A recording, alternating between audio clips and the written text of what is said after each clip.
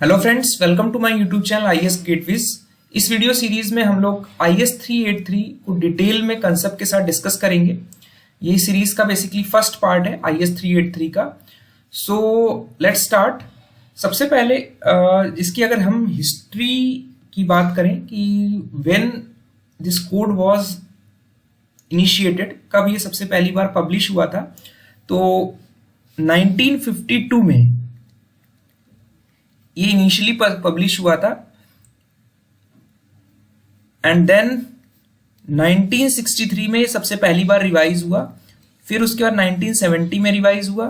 तो this was the revision, first revision, this was the second revision and now in 2016 it was the third revision. तभी अगर आप देखेंगे यहां पर, तो यहां पर आपको लिखा आ रहा है it is basically the third revision of IAS 383 and it was in 2016। तो कोड जो है हमारा बेसिकली क्या है, ये इस कोड में आईएएस 383 में हमारे कोर्स और फाइन एग्रीगेट्स जो कंक्रीट में हम यूज कर रहे हैं कंक्रीट मेकिंग के लिए, उसके स्पेसिफिकेशन इस कोड में कवर किए गए हैं। तो अगर हम इस एग्रीगेट, ये एग्रीगेट वर्ड जो है, अगर इसकी डेफिनेशन पे जाएं, तो डेफिनेशन हमारी पोर्टलैंड सीमेंट एसोसिएशन ये कहती है कि जो एग्रीगेट्स हैं हमारे बेसिकली ये हमारे इनर्ट ग्रैनुलर मटेरियल्स हैं। ठीक है, इनर्ट ग्रैनुलर मटेरियल्स हैं विच, जो हमारी सैंड्स हैं, जो ग्रेवल्स हैं, जो क्रस्ड स्टोन्स हैं, ये these are basically the aggregates जो कि वाटर और Portland cement which is basically a binding material is the essential requirement for making a concrete. और जो एग्रीगेट्स हैं हमारे, they provides strength, thermal and elastic properties of the concrete as well as dimensional and volume stability. तो यहां पर आपको different aggregates मैंने दिखाए हुए हैं। ठीक है, gravels as well as fine aggregates. ठीक है, तो अगर हम वापस इस पे जाते हैं तो यहां पर हम किसकी बात कर रहे हैं, कोर्स और फाइन एग्रीगेट्स। इनकी क्लासिफिकेशन की हम लोग सब्सिक्वेंटली जब बात करेंगे डिटेल में, तो विल बी डीलिंग की ये क्लासिफिकेशन हमारा कैसे किया गया है, what are the specification and what are the requirements for these aggregates for making a good quality concrete. ठीक है, तो अगर हम बात करते हैं कि जो हमारा इंडियन स्टैंडर्ड है IAS 383, it was adopted by bureau of Indian standards. ठीक है, हमारा बीआईएस ने इसको अडॉप्ट किया है after approval of the civil engineering division council. तो बीआईएस में बेसिकली हमारी एक कमिटी होती है जो इसके ड्राफ्ट को फाइनलाइज करती है, जिसको हम लोग cement and concrete sectional committee बोलते हैं, और उसको बाद सिविल इंजीनियरिंग डिविजनल काउंसिल इसको अप्रूव करके ब्यूरो ऑफ इंडियन स्टैंडर्ड्स को रिकमेंड कर देता है and bureau of Indian standards को अडॉप्ट कर लेती है and it is being circulated to the market. ठीक है, तो यहां पे कुछ बेसिक चीजें दी हुई हैं जो just for the purpose of introduction you need to understand. तो एग्रीगेट्स जो है, these are important components for making concrete. ठीक है, और जो हमारी, बिकॉज एग्रीगेट जो है हमारे, they are basic composition for forming a concrete, तो जो उसकी कैरेक्टरिस्टिक होगी वो कंक्रीट की कैरेक्टरिस्टिक को अफेक्ट करेगी। तभी ये बात कहता है कि they affect substantially they are affected substantially by the various characteristics of aggregates used। और जो एग्रीगेट्स हैं बेसिकली इनके दो सोर्सेज हैं, नेचुरल सोर्सेज हैं। नेचुरल सोर्सेज के भी हम बात करेंगे कि what are the natural sources, और दूसरा है हमारा अदर देन नेचुरल सोर्सेज। ठीक है, तो इन दो सोर्सेज से हम एग्रीगेट को लेंगे which is used for making the concrete. ठीक है, बिकॉज बहुत सारी ऐसी सिचुएशन और बहुत सारी ऐसी लोकेशंस हैं जहां पर नेचुरली अवेलेबल नहीं होता है एग्रीगेट, तो वी हैव टू प्रोसेस। ठीक है, तो बेसिकली अदर नेचुरल सोर्सेज में हमारी आपको मैन्युफैक्चरिंग करनी पड़ेगी यूजिंग आर्टिफिशियल मशीन्स, मशीनरी का यूज करते हुए आपको एग्रीगेट्स बनाने पड़ेंगे जो कि हमारे स्पेसिफिकेशन, इस कोड की स्पेसिफिकेशन को मीट करे और फिर हम उसको कंक्रीट बनाने के लिए इस्तेमाल कर पाए। ठीक है, तो जो हमारा प्रीवियस वर्जन्स थे कोड के 1963 और 1970, उसके बाद over a period of time we have gained experience, और जो लेटेस्ट डेवलपमेंट्स हैं इस फील्ड में उनको इनकॉर्पोरेट करते हुए हमारे कुछ मॉडिफिकेशन जो इस कोड में सजेस्ट किए गए हैं वो यहाँ पर ए से लेके जी तक समराइज किए गए हैं। तो these are the minor modification, significant, minor नहीं कहेंगे, सिग्निफिकेंट मॉडिफिकेशंस जो आपको पता होना चाहिए कि पिछले कोड के रेस्पेक्ट में इस कोड में क्या क्या नई चीजें हमारी इंट्रोड्यूस की गई हैं। तो सबसे पहला चीज ये किया गया है कि जो मैन्युफैक्चर्ड एग्रीगेट्स हैं, जो other than natural service sources हैं, उन एग्रीगेट्स को इसमें कवर किया गया है। दूसरा, डिफरेंट टर्मिनोलॉजीज जो है उनको रेशनलाइज किया गया है। जो डेलेटेरियस मटेरियल्स होते हैं एग्रीगेट में हो सकते हैं, उनमें माइका की लिमिट्स इंट्रोड्यूस की गई है। ठीक है, जो क्रशिंग वैल्यू है, इंपैक्ट वैल्यू है और एब्रेशन वैल्यू है, these are the categorised under mechanical properties, और इनकी स्पेसिफिकेशंस, स्पेसिफिक रिक्वायरमेंट्स दी गई हैं कि जो हम एग्रीगेट यूज कर रहे हैं, क्रशिंग वैल्यू क्या होगी, उसकी इंपैक्ट वैल्यू क्या होगी और एब्रेशन वैल्यू क्या होगी। तो हम लोग जब सब्सिक्वेंटली डिस्कस करेंगे तो we will be dealing with all those parameters. उसके बाद फ्लेकीनेस इंडेक्स और एलोंगेशन इंडेक्स के साथ साथ एक कंबाइंड इंडेक्स इंट्रोड्यूस किया गया है, और उसको कैसे कैलकुलेट करते हैं और उसकी क्या स्पेसिफिकेशंस और लिमिट्स रहेंगी वो इंट्रोड्यूस किया गया है। तो कॉम्बिनेशन इंडेक्स की भी बारे में बात करेंगे। उसके बाद जो हमारी एल्कली एग्रीगेट रिएक्टिविटी है, ठीक है, जो हमारे एग्रीगेट्स में एल्कलीज प्रेजेंट है, उनकी वजह से जो हमारी रिएक्टिविटी बन रही है, तो उसको IS 456 का जो लेटेस्ट 4th रिवीजन का जो वर्जन है उसके लाइन में रखा गया है। पहले हमारा दोनों में कुछ कुछ कोहेरेंस ना होने की वजह से there was lot of confusion, तो उसको कोहेरेंस में लाने के लिए ये प्रोविजंस इंक्लूड किए गए हैं IS 383 में। उसके बाद हमारा एक मिक्स्ड सैंड का कंसेप्ट यूज किया गया है क्रस्ड सैंड के साथ साथ। ठीक है, तो सब्सिक्वेंटली हम लोग बात करेंगे कि मिक्स्ड सैंड और क्रस्ड सैंड के स्पेसिफिकेशंस में क्या डिफरेंस है। उसके बाद यहाँ पर लिखा हुआ है कि बिकॉज ऑफ स्कैरसिटी, यानी कमी होने के कारण, अवेलेबिलिटी ना होने के कारण sufficient, we go for other than natural sources. ठीक है, but because there are quality requirements as per this specification, we have to follow certain standards. ठीक है, तो इसमें हमारे इस कोड में हमारी क्वालिटी रिक्वायरमेंट्स भी दी गई होंगी।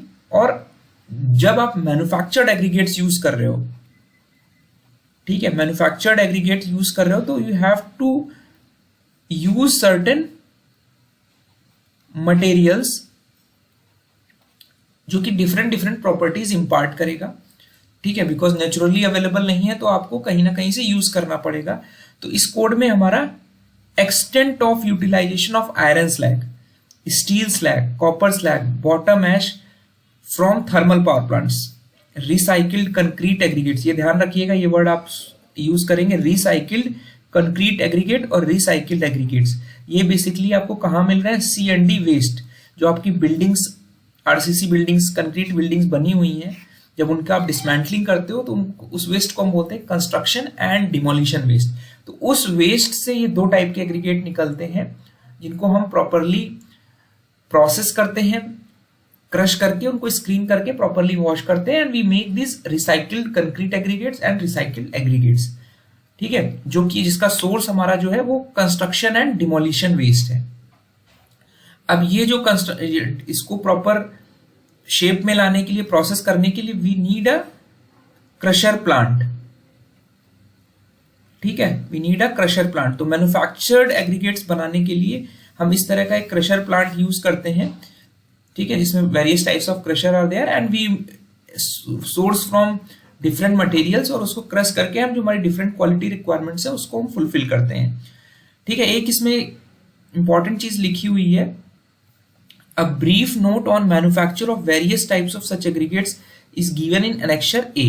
ठीक है, कि जो different types of manufactured aggregates हैं उसके ऊपर एक ब्रीफ नोट ऑन मैन्युफैक्चरिंग, वो हमारा एनेक्सर A में दिया हुआ है। ठीक है, दूसरी चीज इसमें लिखा हुआ है कि जब आप इस क्रशर प्लांट से क्वेरी करके निकाल रहे हो, आप डस्ट निकाल रहे हो, क्रश करके जो डस्ट निकलेगी, अगर वो आप केवल फाइन स्क्रीनिंग उसकी कर दो तो वो केवल एक क्रश्ड सैंड की डेफिनेशन में नहीं आएगी।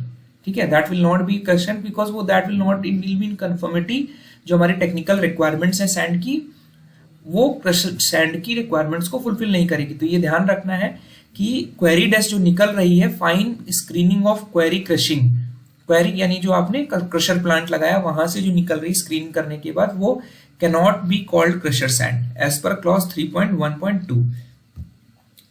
ठीक है। उसके बाद दिस स्टैंडर्ड कंटेन्स क्लॉजेस 8.1, 8.2, 8.3, 8.4, 9.1, 9.2। इसमें बेसिकली क्या दिया है, एक एग्रीमेंट दिया हुआ है परचेजर और सप्लायर। बिकॉज जब भी आप कोई भी काम करोगे तो एक परचेजर होगा जो खरीदेगा एग्रीगेट्स को, और एक सप्लायर होगा, ठीक है। तो इन दोनों के बीच में एक एग्रीमेंट होगा एज पर दिस कोड, और उस एग्रीमेंट में जो सप्लायर है that is forced, that is required to furnish technical information as given in annexure B, ठीक है। एक सर्टेन फॉर्मेट दिया हुआ है जिसमें ये जो डिटेल्स इसमें दी हुई है टेक्निकल इंफॉर्मेशन वो परचेजर को देगा। और एनेक्सर एफ में दिया हुआ है कि हमारी इस कोड को फॉर्मेशन करने के लिए कौन कौन इन्वॉल्व थे, ठीक है। उसके बाद चलते हैं हमारा बेसिक जो स्कोप है। इसमें मैंने आपको बताया कि जो एग्रीगेट्स हैं they are derived from natural sources and some aggregates are derived from other than natural sources. तो दो ब्रॉड कैटेगरीज क्या है, ये हैं, ठीक है। अब नेचुरल सोर्सेज में कहां से आ रहा है, नेचुरली का मतलब है we have natural resources like river terraces, river beds, जो हमारे नेचुरल प्रोसेसेस से बन रहे हैं, ठीक है। ग्लेशियल डिपॉजिट से, रॉक से, बोल्डर्स एंड ग्रेवल्स। और जो मैन्युफैक्चर्ड एग्रीगेट्स हैं, जो दूसरी कैटेगरी है manufactured aggregates other than natural resources, वो हम प्रोड्यूस कर रहे हैं, वो हम प्रोसेस कर रहे हैं। इसमें बेसिकली दो प्रोसेस इन्वॉल्व है, क्रशिंग इन्वॉल्व है एग्रीगेट्स की, और उसकी स्क्रीनिंग इन्वॉल्व है to meet the desired technical specification and quality requirements, जो कि हम normal structural purposes including mass concreting के लिए यूज करेंगे, ठीक है। और ये एग्रीगेट्स हमारे क्रश्ड और अनक्रश्ड दोनों हो सकते हैं, ठीक है। तो इस स्टैंडर्ड में ये दोनों कैटेगरीज को डील किया गया है, ठीक है। ये कुछ हमारे रेफरेंस कोड हैं जिनका हमने यहाँ पे रेफरेंसिंग की है कि IS 2386 में हमारे पार्ट 1 से लेके पार्ट 8 अवेलेबल है, जिसमें डिफरेंट एग्रीगेट्स के लिए क्या क्या टेस्ट परफॉर्म करते हैं और what are the procedural guidelines, वो हमारे इस कोड से कवर्ड है। कि methods of test for aggregates of concrete, जिसमें अगर एग्रीगेट्स का पार्टिकल शेप साइज चाहिए तो आपको पार्ट 1 फॉलो करना होगा। डेलिट्रियस मटेरियल यानी जो हार्मफुल मटेरियल्स हैं, ऑर्गेनिक इम्प्योरिटीज हैं, उनको आपको असेस करना है तो पार्ट 2 आपको रेफर करना होगा। Specific gravity, density, voids, absorption and bulking के लिए आपको पार्ट 3 रेफर करना होगा। मैकेनिकल प्रॉपर्टीज के लिए आपको like impact value, abrasion value, इनके लिए आपको पार्ट 4 रेफर करना होगा। साउंडनेस के लिए आपको पार्ट 5 रेफर करना होगा। मोटार की मेजरमेंट के लिए आपको पार्ट 6 में फॉलो करना होगा। एल्कली एग्रीगेट रिएक्टिविटी मेजर के लिए पार्ट 7 मेजर करना होगा। और पेट्रोग्राफिक एग्जामिनेशन के लिए एग्रीगेट्स के पार्ट 8 फॉलो करना होगा। तो IS 2386 में 8 पार्ट्स हैं। IS 2430 जो है ये हमारा सैम्पलिंग के लिए यूज करते हैं कि एग्रीगेट्स जो आप यूज कर रहे हो कंक्रीट में, IS 2430 में ये लेट डाउन है कि हमारे सैम्पलिंग के क्या प्रोसीजर्स हैं, ठीक है। IS 403 डील करता है कि जो हमारी हाइड्रोलिक सीमेंट है उसके केमिकल एनालिसिस हमको कैसे करनी है। 4905 में हमारा मेथड्स ऑफ रैंडम सैम्पलिंग दिया हुआ है। जो डिफरेंट ग्लॉसरी टर्म्स हैं कंक्रीट से रिलेटेड वो 6461 में दिए हुए हैं। Compaction rammer for soil testing 9198 में दिया हुआ है। CBR मोल्ड्स के जो स्पेसिफिकेशन है वो IS 9669 में दिए हुए हैं। Method of test determination of water soluble and acid soluble chlorides in mortar and aggregates आपके IS 4959 पार्ट 2 में दिए हुए हैं, ठीक है। तो ये कुछ बेसिक इंट्रोडक्शन था। नेक्स्ट वीडियो में हम लोग जो रिक्वायरमेंट्स हैं, जो हमारा एग्रीगेट्स का क्लासिफिकेशन है, उसके बारे में हम लोग डिटेल में डिस्कस करेंगे। So thank you and all the best.